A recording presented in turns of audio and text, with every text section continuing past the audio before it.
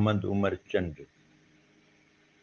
تعليمدان ऐं لسانيات जो माहिर محمد उमर चंद संदसि जनम 12 सेप्टेम्बर 1944 ते ॻोठ नवाबाद तालको जामनवाज़ अली ज़िले सांगड़ में थियो।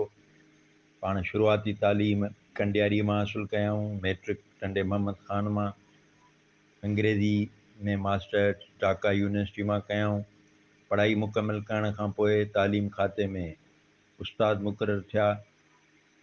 सरवरी कॉलेज हाला में अंग्रेज़ीअ जो प्रोफेसर बि रहियो ऐं बाद में सिंध यूनिवर्सिटी में इंस्टीट्यूट ऑफ एजुकेशन में लेक्चरार थियो। हिन यूनिवर्सिटी ऑफ एलन जॉर्ड अमेरिका मां लिसानियात जे मौज़ूअ ते डॉक्टरेट कई।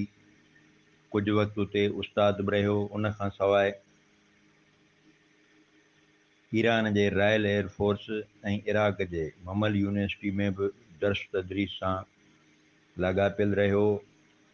ज़रे यूनिवर्सिटी टंडेजाम में बि उस्ताद रहियो। संदसि किताबनि में सिंधी ॿोलीअ जूं आराधातूं ऐं हुर तहरीक शामिल आहिनि। सिंध जो ही नाम्यारो तालीमदान ऐं लिसानियात जो माहिर 10 नवंबर 2022 ते न्यूज़ीलैंड में वफ़ात करे वियो। wafaRaza, Ibrat news, Hyderabad.